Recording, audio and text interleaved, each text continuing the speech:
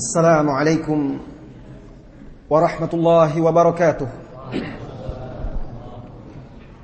إن الحمد لله نحمده ونستعينه ونستغفره ونعوذ بالله من شرور أنفسنا وسيئات أعمالنا. من يهده الله فلا مضل له ومن يضلل فلا هادي له. أشهد أن لا إله إلا الله وحده لا شريك له وأشهد أن محمدا عبده ورسوله صلى الله عليه وعلى آله وأصحابه ومن سار على نهجه وتمسك بسنته إلى يوم الدين وسلم تسليما كثيرا. يا أيها الذين آمنوا اتقوا الله حق تقاته ولا تموتن إلا وأنتم مسلمون. يا أيها الناس اتقوا ربكم الذي خلقكم من نفس واحدة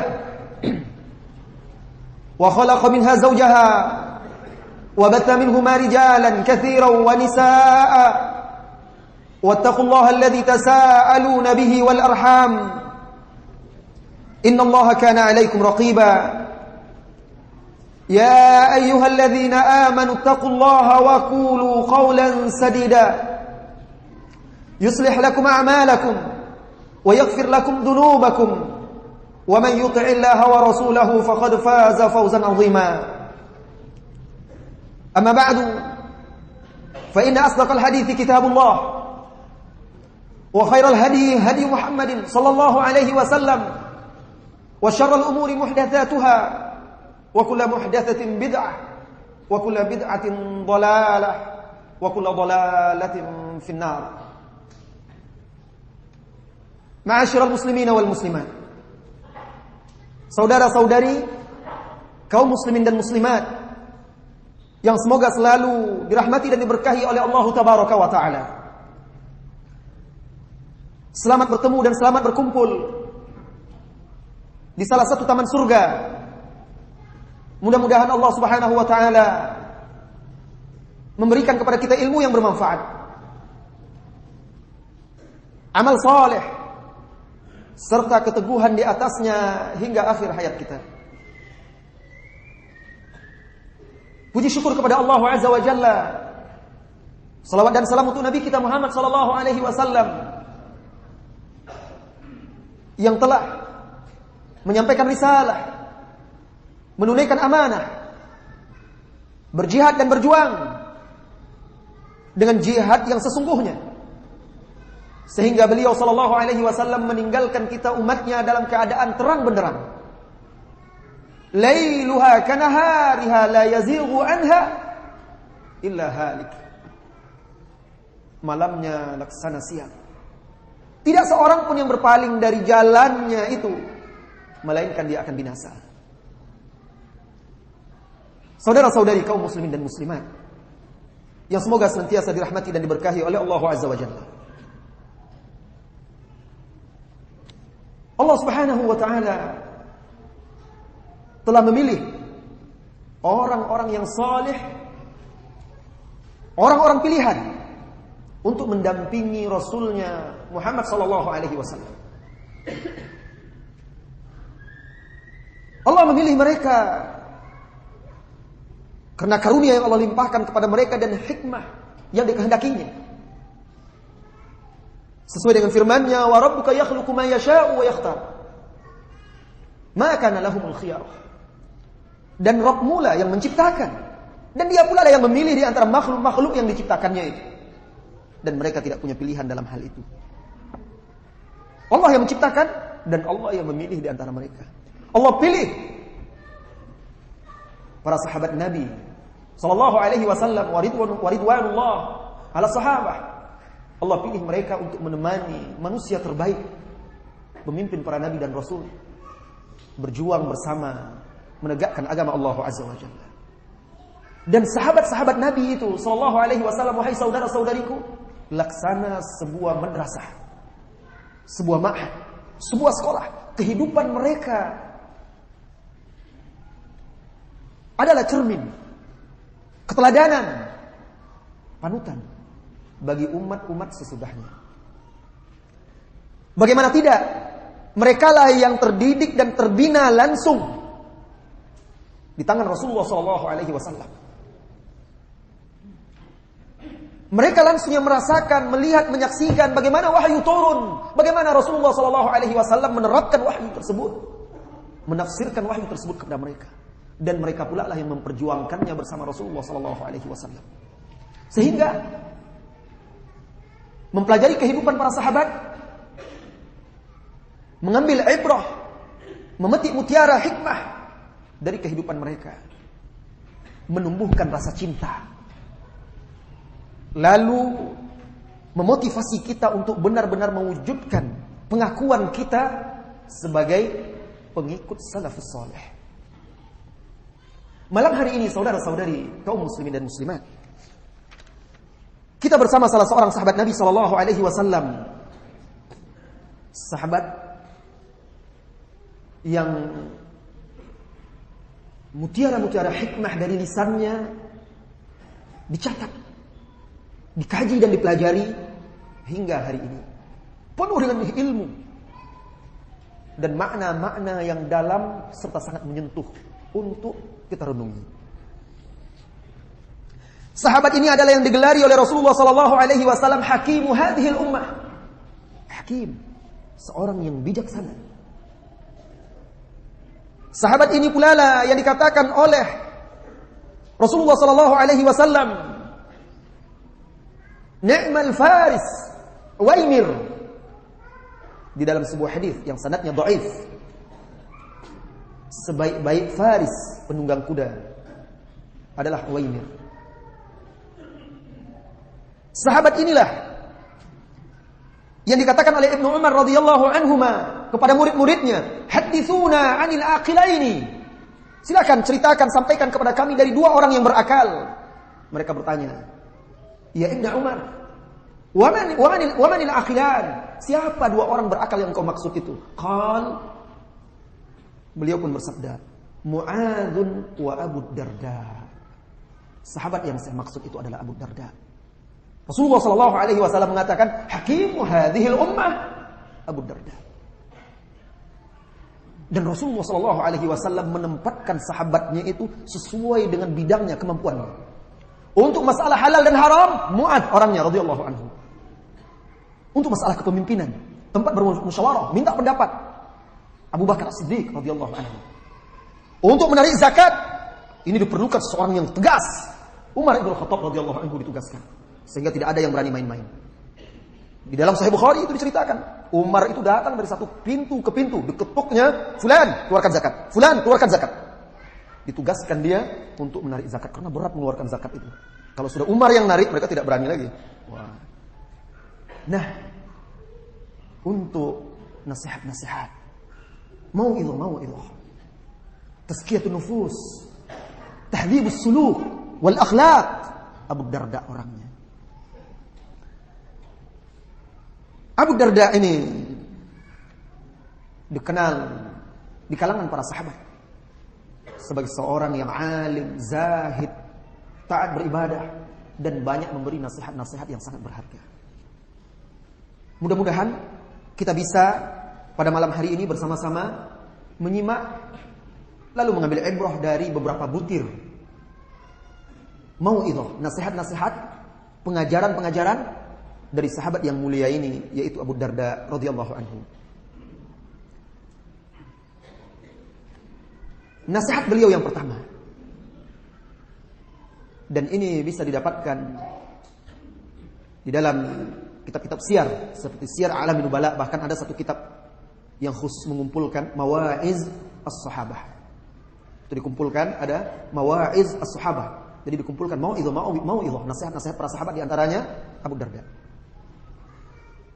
Yang pertama, Abu Darda pernah berkata di dalam salah satu nasihatnya, utlubul ilma fa in ajiztum fa ahibbu ahlahu fa in lam tuhibbuhum fala tubghiduhum.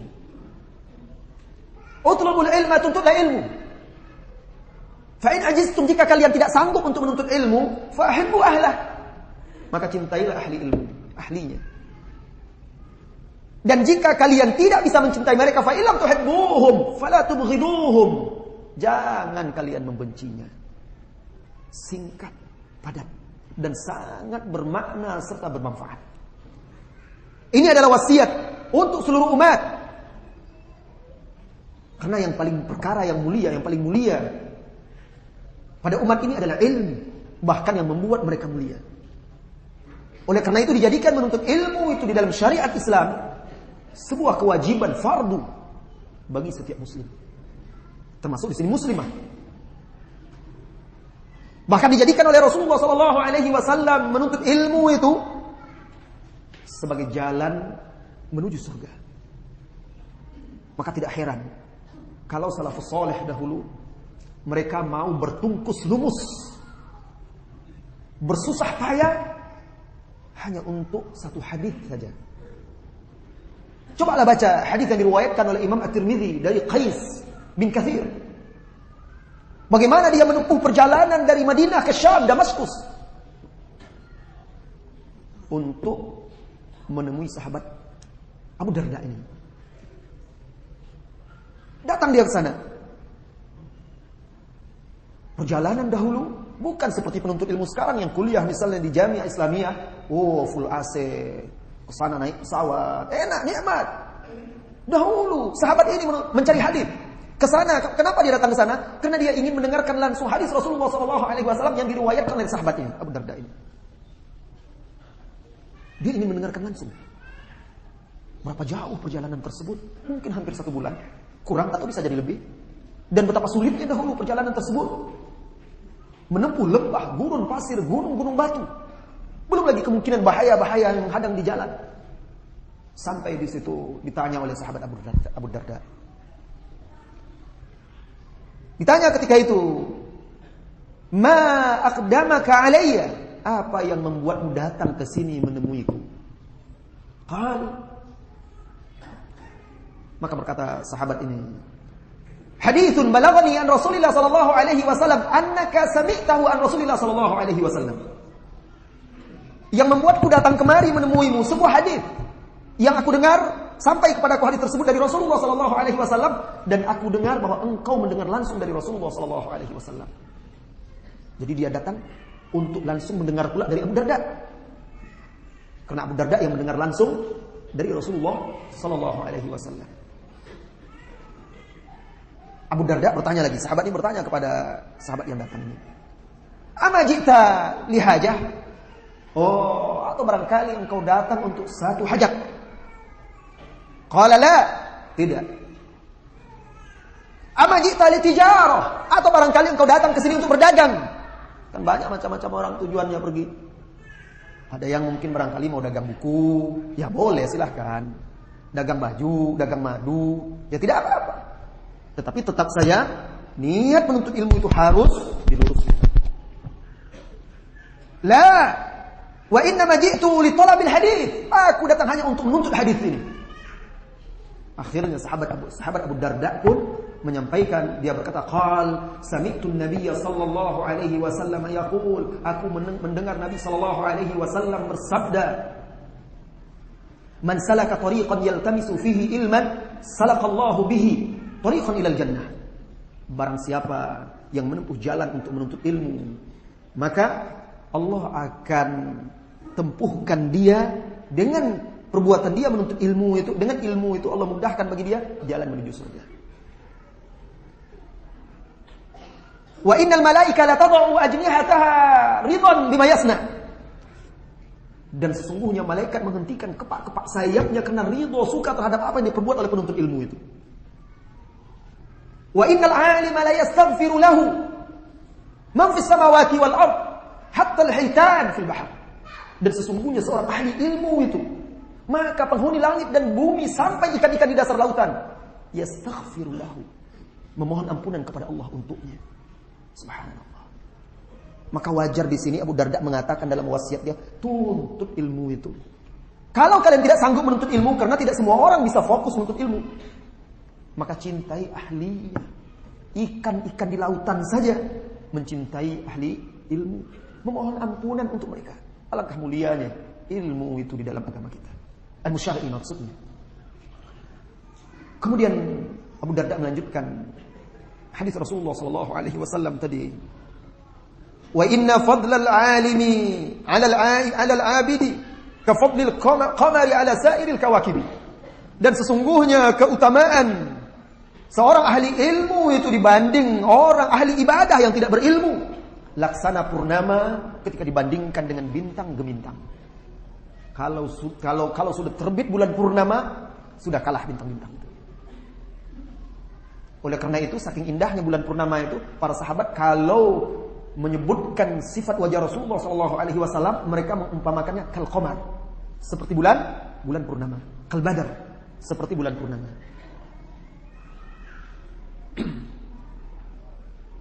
Wa innal ulama warathatul anbiya, dan sesungguhnya ulama itu adalah pewaris para nabi.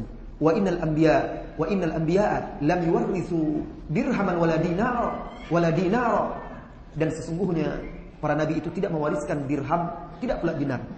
Innama warathul ilma, mereka hanyalah mewariskan ilmu. Faman akhadha bihi, barang siapa yang mengambil ilmu itu, faqad akhadha bihadzin wafirin, maka dia telah mendapat bagian yang besar dari warisan para nabi dan rasul alaihi wassalatu wassalam. Jadi saudara-saudariku, menuntut ilmu itu memiliki keutamaan yang besar, jalan kebahagiaan di dunia dan di akhirat, jalan menuju surga, dan untuk mendapatkan keutamaan di dalam hadis yang diriwayatkan oleh Imam At-Tirmidzi tadi. Kalau kita tidak sanggup menuntut ilmu, cintai mereka, para ulama. Ini memberikan pelajaran kepada kita agar kita senantiasa menjalin hubungan dan dekat dengan para ulama. Karena ulama itu seperti lentera dalam kegelapan. Banyak faedah dekat dengan para ulama ahli ilmu itu. Ibnu Qayyim al-Jauziyah rahimahullahu ta'ala menceritakan, mereka, kata dia, kami kalau sedang ditimpa kegundahan, keresahan, rasa cemas dan takut, kami datang menemui guru kami Syekhul Islam Ibnu Taimiyah.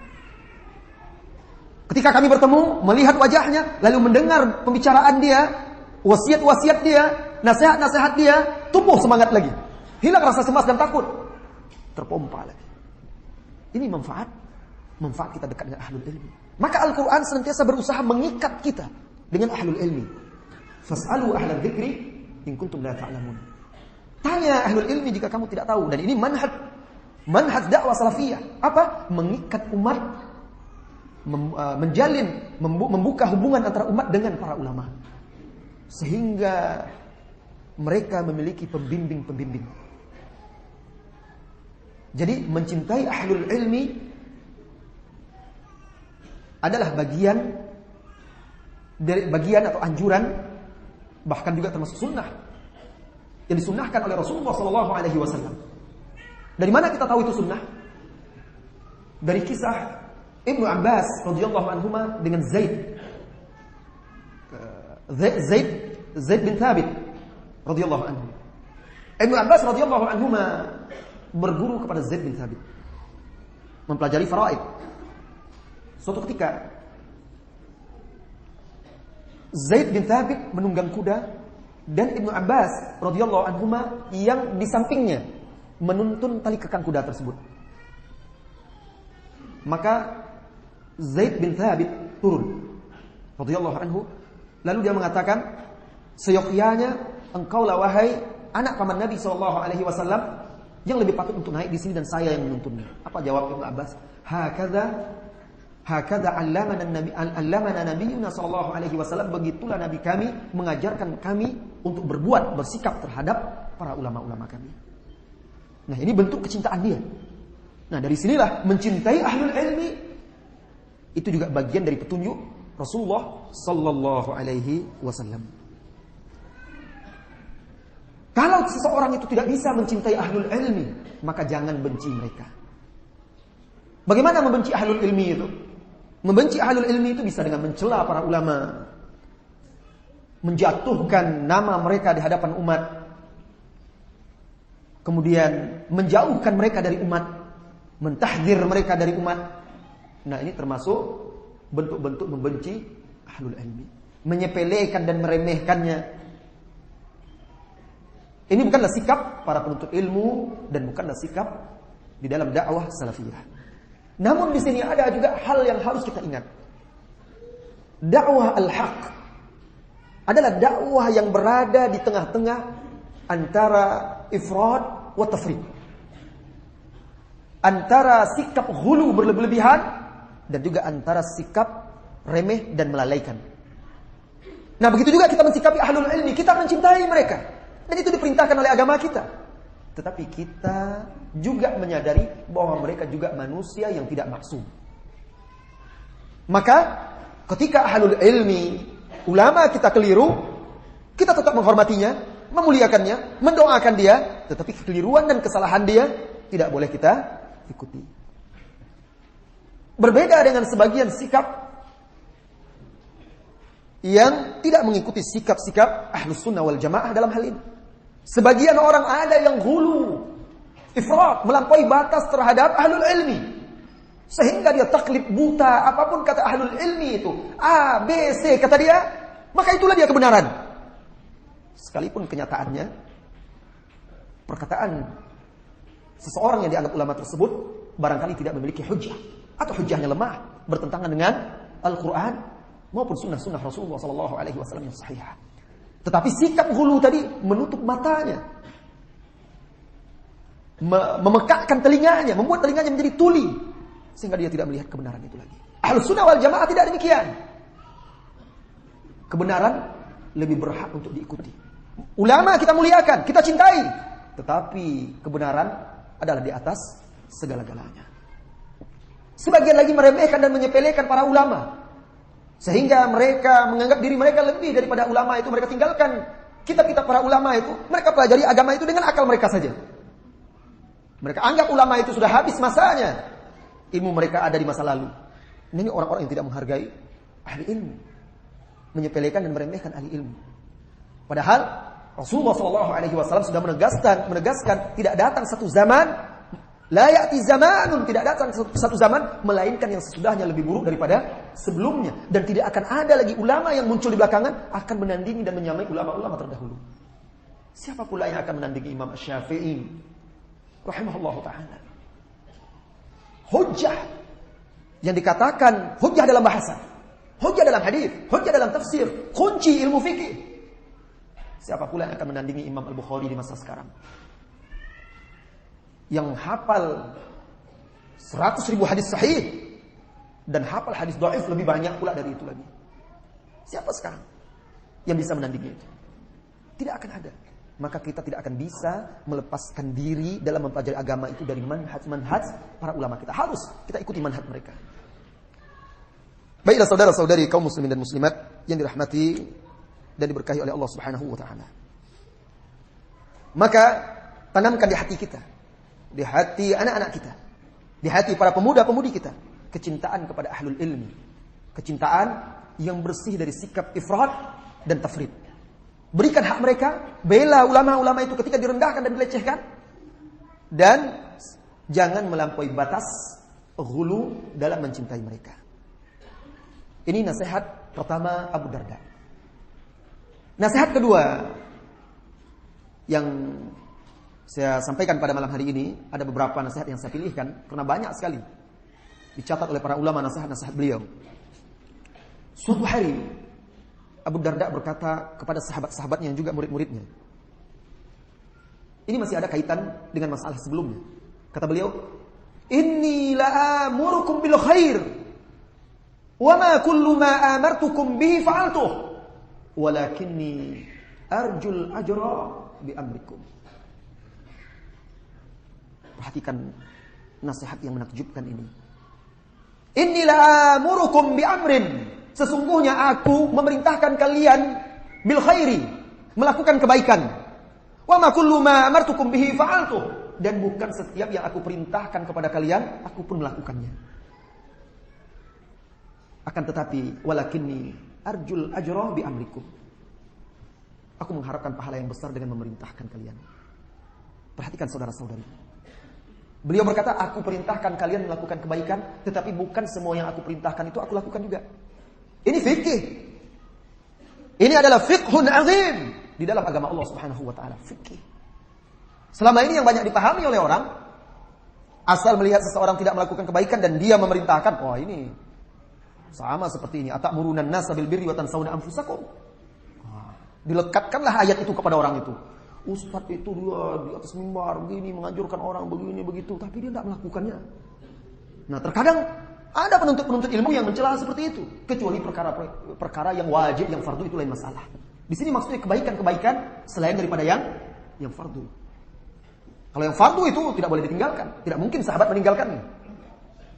Ini adalah kebaikan-kebaikan yang memiliki keutamaan seperti nawafil atau fadail. Nah, sebagian orang ketika melihat seseorang yang menganjurkan kebaikan tetapi dia tidak melakukan, langsung dicela. Lalu dilekatkanlah ayat tadi, atamuruna an-nasa bil birri wa tansawna anfusakum? Apakah engkau memerintahkan manusia melakukan kebaikan lalu engkau melupakan dirimu sendiri? Ayat ini diturunkan oleh Allah untuk mencela orang Yahudi, Bani Israel. Tidak demikian. Lihat sahabat ini. Aku perintahkan kalian melakukan kebaikan, tetapi tidak semuanya aku ikut melakukannya. Kenapa? Karena barangkali bagi beliau, sahabat Abu Darda radhiyallahu anhu, ada amaliyah, ada sesuatu yang dia kerjakan yang lebih penting, lebih utama, lebih besar maslahatnya dari sekedar melakukan nafilah. Kalau orang itu yang melakukan mungkin tidak bisa, dia yang melakukannya, sehingga dia tidak melakukan nafilah itu, dia lakukan yang satu ini, dan orang tidak tahu. Seperti Imam Syafi'i rahimahullahu taala ketika bertamu ke rumah Imam Ahmad. Satu rumah itu salat malam, beliau tidak terdengar mengambil wudu dan salat tahajud. Sehingga anak-anak Imam Ahmad akhirnya mulai terasa kurang yakin dengan Imam Syafi'i. Dia katakan kepada ayahanda mereka, ini dia Imam Syafi'i yang ayahanda selalu puji-puji, kok tidak ada salat malam? Besok waktu subuh langsung ke masjid, salat tidak terdengar wudu. Ketika diberi makan, paling banyak makannya habis semua hidangan yang dihidangkan oleh Imam Ahmad itu. Semakin heran mereka, kok ulama seperti ini? Kok banyak makannya? Malam tidak bangun sholat tahajud. Nah, lalu ditanya oleh Imam Ahmad kepada Imam Asy-Syafi'i.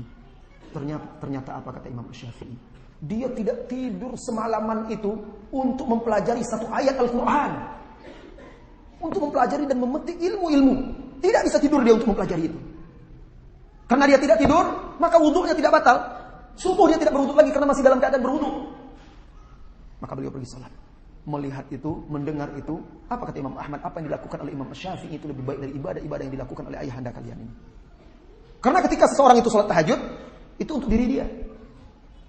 Imam Syafi'i menggali ilmu itu untuk diri dia dan untuk seluruh umat. Nah, tetapi berarti ada sebagian alasan orang, enggak enaklah mengajak orang kepada kebaikan, begini saya lebih baik diam, kenapa saya belum sanggup melakukannya. Nah, ini kesalahpahaman dalam memahami masalah ini. Apa kata Abu Darda radhiyallahu anhu? Akan tetapi aku mengharapkan pahala dengan memerintahkan kalian. Walaupun kita belum sanggup melakukannya, perintahkan kebaikan itu kepada orang-orang tersebut. Kalau kita bisa melakukannya dan tidak ada kendala halangan untuk melakukannya, akan lebih baik dan lebih sempurna lagi keutamaan yang kita dapat. Imam Malik bin Anas, Imam Ahli Madinah, juga pernah mengatakan, "Ma kullu ma na'murukum bihi naf'aluh." Tidak semua yang kami anjurkan kepada kalian kami ikut mengerjakannya.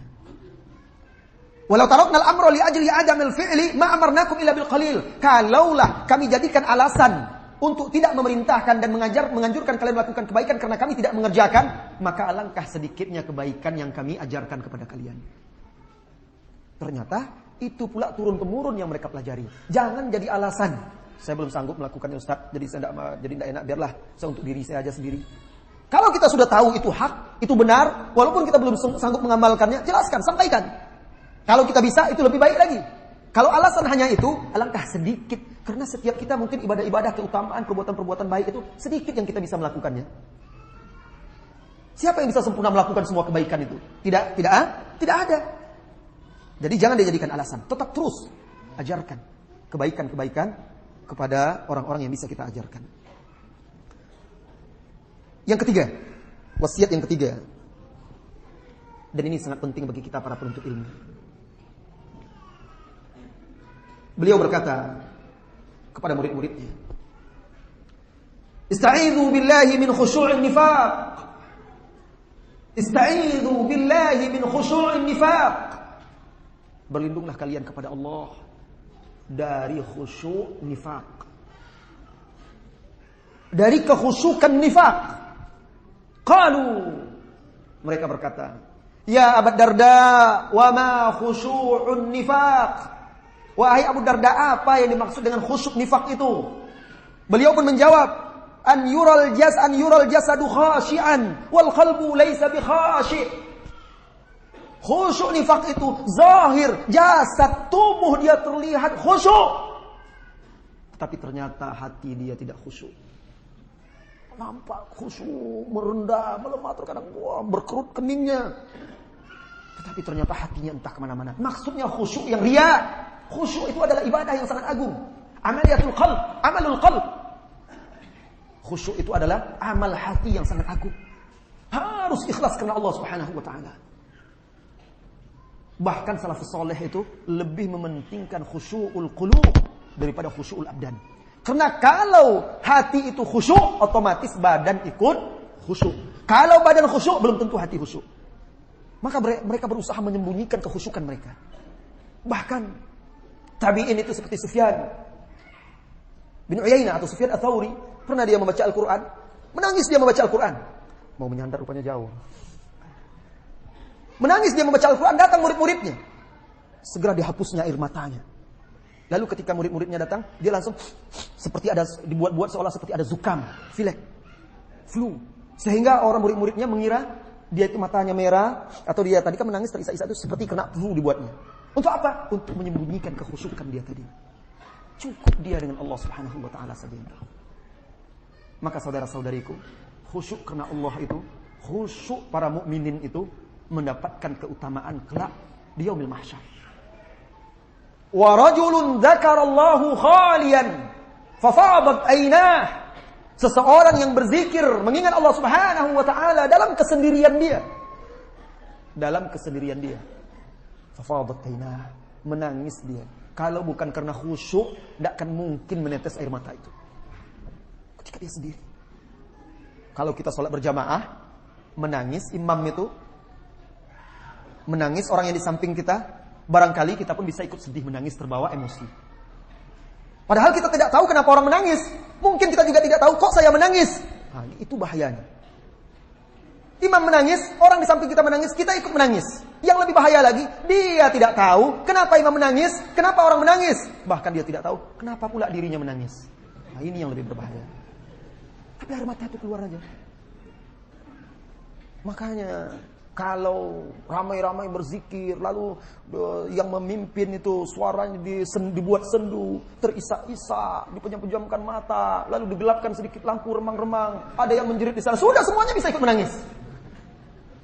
Hati-hati, kita takut khusyuk yang disebut oleh sahabat ini. Hati-hati dengan khusyuk nifaq. Apa itu khusyuk nifaq? Zahir nampak khusyuk, tetapi hati hampa, gersang, kosong, tidak khusyuk. Dan setiap kita saudaraku, setiap kita saudariku tahu siapa diri dia sebenarnya.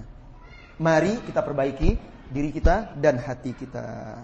Dan kekhusyukan ini adalah yang pertama hilang dari umat ini. Selain dari amanah. Nabi SAW pernah bersabda di dalam hadis yang dihasankan oleh Syekh Al-Albani rahimahullah ta'ala, awwalu ma yuslabu min hadhihi al-ummah al-khusyu'. Yang pertama diangkat, termasuk yang pertama diangkat dari umat ini kekhusyukan, azan. Kita istirahat dahulu sampai azan dikumandangkan. Allahu a'lam bissawab.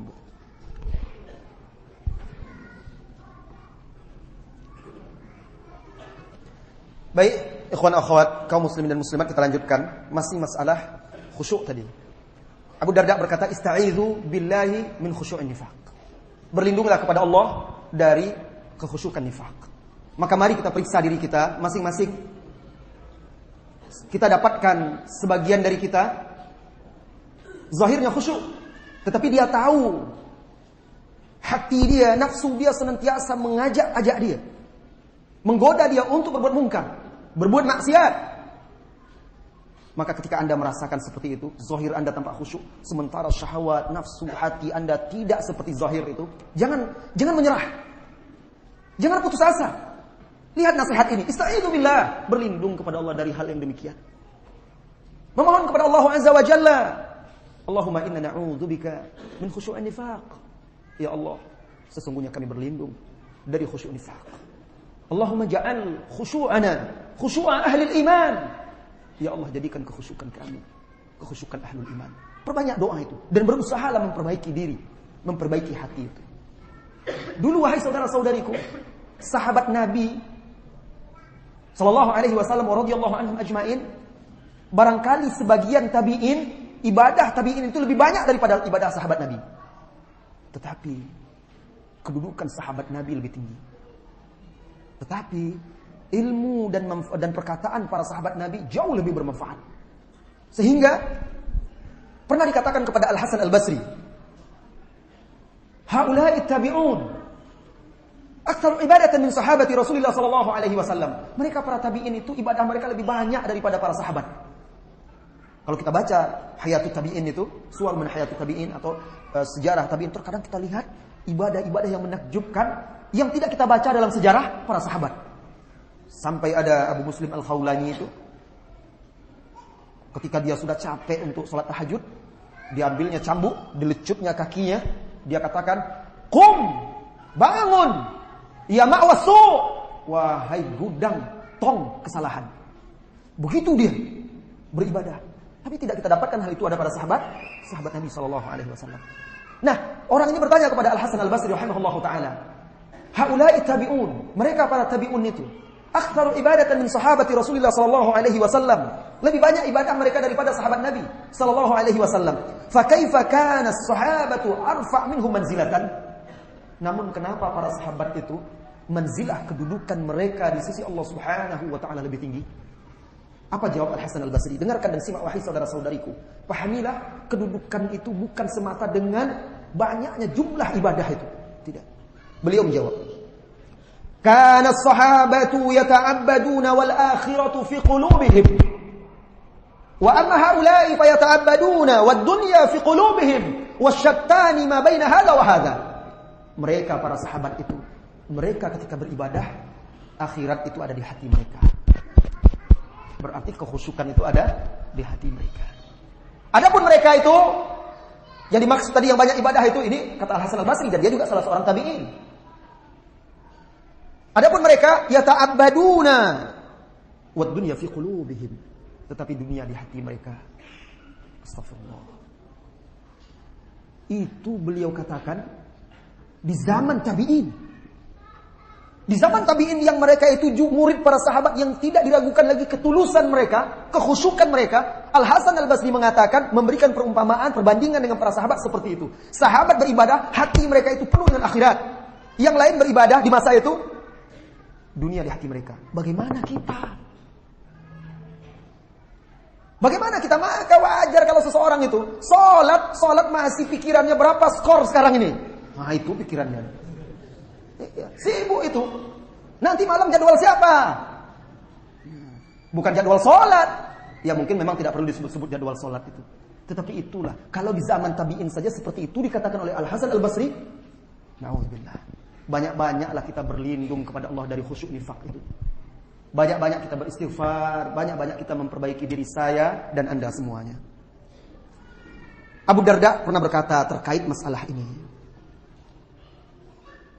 Wala mithqalu dzarratin min birrin ma'a taqwa wa yaqinin a'zam wa arfa' indallahi min amsalil jibali ibadatan minal mukhtarrin. Apa kata beliau?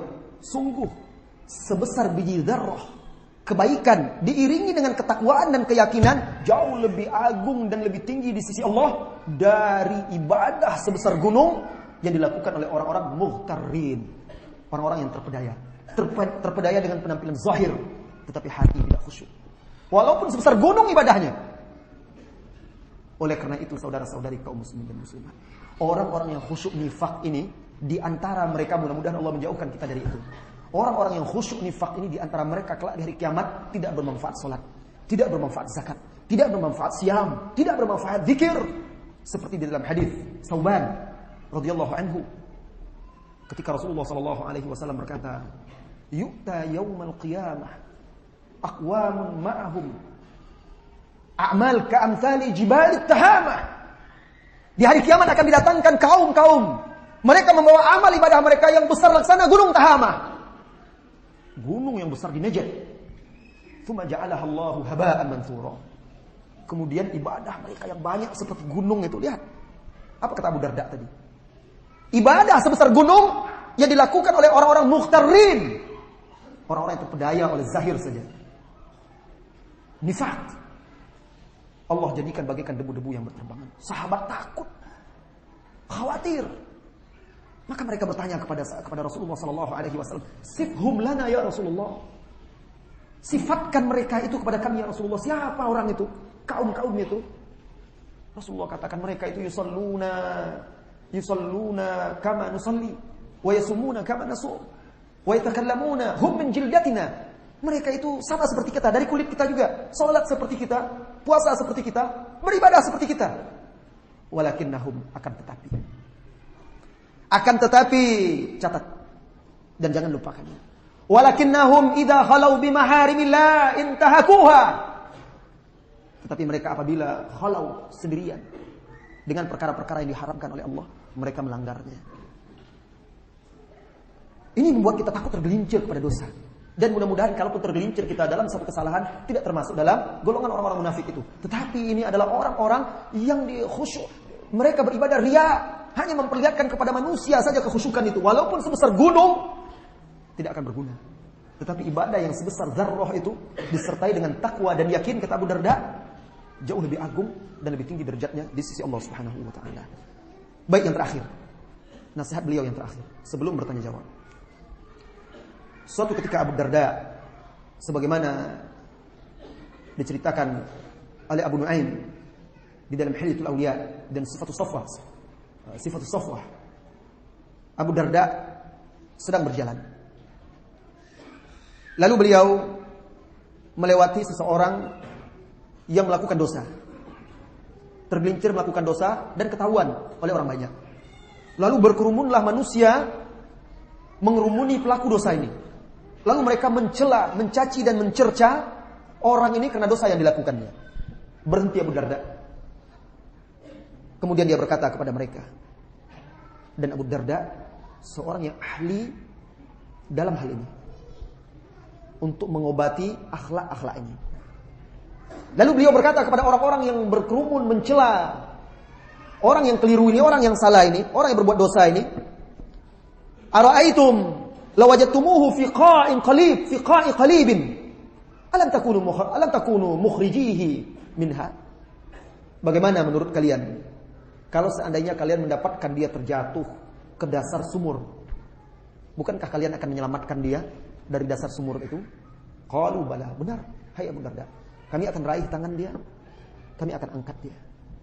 Anda misalnya, wahai saudaraku, Anda misalnya mungkin punya anak, main, jatuh anak itu atau ketabrak dia menyeberang jalan, ketabrak sama sepeda motor, keserempet, jatuh tergolek. Apa yang Anda lakukan? Apakah Anda langsung mencak-mencak? Ayah kan sudah larang kamu jangan main dekat jalan, masih juga main. Ataukah Anda akan tolong dia dulu, selamatkan dia, lakukan pertolongan pertama? Pasti Anda akan lakukan pertolongan pertama, karena Anda mencintai dia. Anda akan obati. Barangkali mungkin Anda akan bawa dia ke tempat berobat. Setelah itu Anda akan nasihati dia. Syuf, perhatikan. Nah, kita mencintai saudara kita ini, kita menasihati dia karena kita mencintai dia. Dia tergelincir melakukan dosa, dia tergelincir melakukan maksiat. Untuk apa? Sebagian orang bercerita, ada ikhwan itu pergi safar sana, pergi safar sini, dia melakukan gini, dia melakukan. Disebutlah aib-aib kawannya itu. Diceritakan si fulan begini. Kalau kita tanyakan kepada dia, apa yang Anda lakukan untuk dia? Apakah Anda sudah berusaha menasihati dia? Apakah Anda sudah berusaha untuk menyadarkan dia? Belum. Hah? Dia belum berbuat apa-apa, sibuk mencela. Ini banyak terjadi saudara-saudariku. Si fulan begini, oh iya begini, begitu. Tanyakan, Anda sudah nasihati dia? Tidak. Subhanallah. Nah, Abu Darda ingin menyadarkan ini. Orang-orang bagaimana cara untuk merangkul pelaku-pelaku maksiat itu agar mereka itu bisa menerima nasihat. Amar ma'ruf nahi munkar itu. Bukan main hajar, main pukul, tidak. Ajak dengan baik. Nah, apa kata beliau?